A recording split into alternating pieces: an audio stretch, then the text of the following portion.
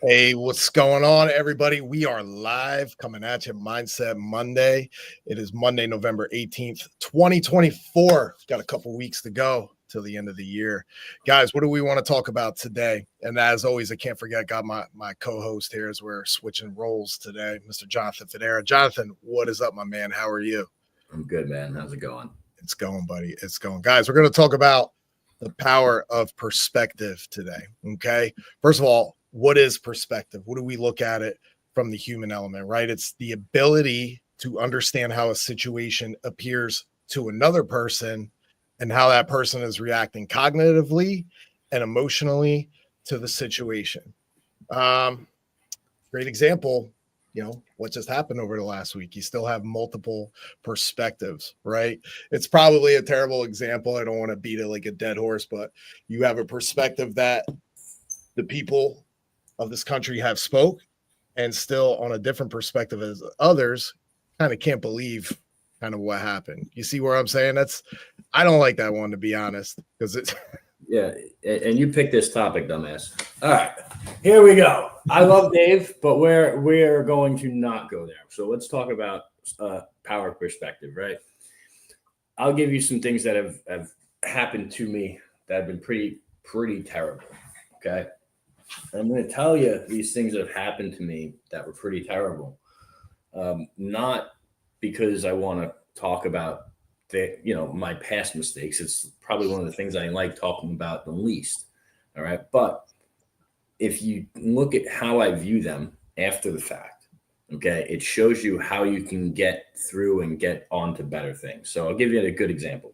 3 years ago, I decided I was going to open up a gym.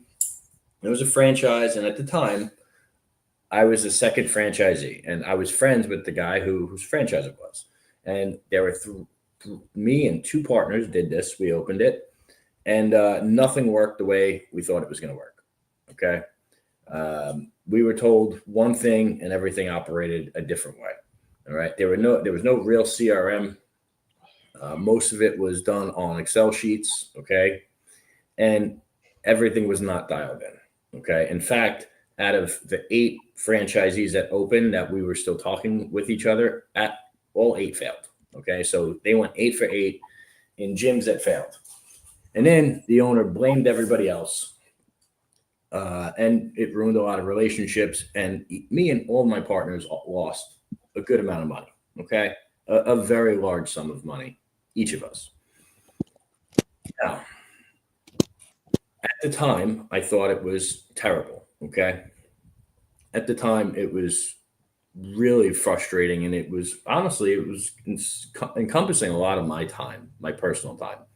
Okay, and what I learned through this mistake was a couple things. Okay, first, I learned that I can get through a lot more than I ever thought. Okay, losing that amount of money that I lost at that time and not having to claim bankruptcy and pulling myself out of it was a giant blessing, and it gave me a lot of confidence that, hey, I could take a massive hit, keep going, keep moving forward, and keep building upon that. And I'm sure my partners took it a similar way, but I hope they took it that way, right? The second thing I learned is that focus is a superpower. Okay. At the time, I didn't realize it, but I was focusing on 2 different clients. My clients for Integrated and what I do every single day and what feeds my family and what I've done for 15 years and what I feel I'm the best at in the world is helping business owners grow, getting them the right type of financing and showing them how to use it in order to get the best results. Okay. Opening a gym, it's a different skill set. Okay. Not that I can't learn it, but no, there was no overlap. My clients at the gym are not going to be my clients in Integrated. Right. So I learned that focus and having that is a superpower. I also learned that, my partnerships, they were great. I'm still friends with the 2 people I partnered with going through that. Having partners that you can speak with and relate to and get through difficult times says a lot more about them than anything else. Okay. Because what the 3 of us went through and the fact that the 3 of us are still speak and still friends and we still root for each other is incredible. All right.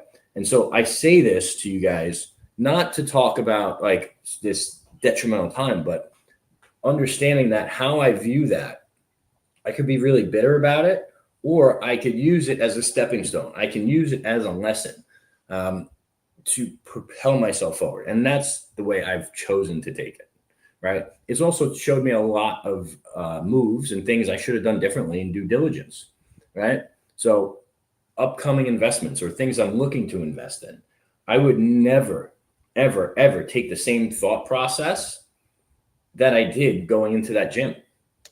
All right. So I learned a lot of lessons, and it's helped me move forward and be a better, more successful operator in the future.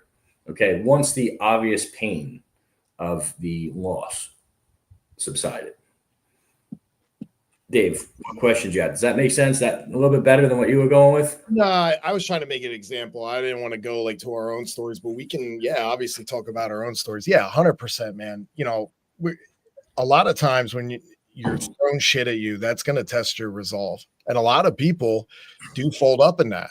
You guys pulled out of that, amazingly. We used to talk about that craziness off the camera all the time. Yeah. And then the other thing, something else just happened in the world. We're talking about that too. Like that's that you got to bounce back from that too. Yeah. I didn't want to bring that one up, but that's why we're not, name dropping or anything like that. So, oh, dude, yeah, it's like, not.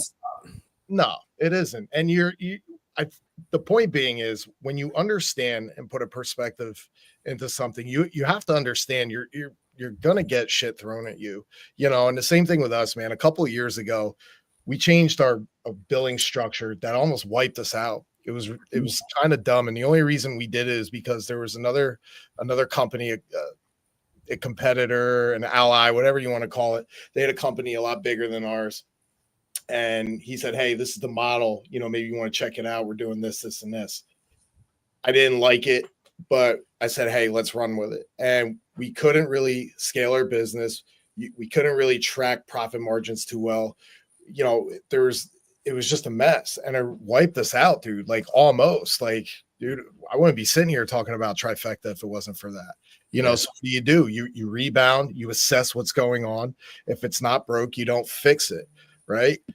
That was the biggest lesson learned, and it was coming through that challenge and adversity to come back, because a year and a half ago we really started honing this thing in, dialing our systems down even more, getting better technology involved, duplicating ourselves, getting back into the ad space. There's a lot of things going on now just from having that resolve, and even things I'm talking to you about before we started that we're launching now to separate us, right? To put us in a different place. If we didn't have those tough things, man, I think those events that happen to us, they propel us to where we're really going to go. As long as you stay strong and you stay resilient, you're probably more than likely better off in the long run for having those than not, is my belief, man. Because without those events, for me personally, I don't think I'd be as mentally tough as I am, to be able to keep taking hits, to be able to brush it off when most people would sit in a corner and bitch and cry about it and be like, "Oh, the world's going to end." Like, no, man, like you dust your shit off and you keep moving. Like, that's it. Yep. That's the reality. And here's the best way to put this, guys. If you're an entrepreneur or operator, it's literally about surviving the mistakes, learning from those mistakes. As long as you learn from the mistake and you can survive the mistake, it's going to be all right. And there's very few mistakes that you can't survive, right? And I will tell you this, what Dave was kind of hinting at and alluding to is, he knows the numbers of that mistake. And there's another mistake that when it's over, I'm not out of it yet. But when it's over, I will tell you guys all about it. And that mistake was actually bigger. Okay. And the reason I'm even bringing it up is because just the size of those two mistakes is enough that the average person or almost anybody probably would have been thinking about ways to end it.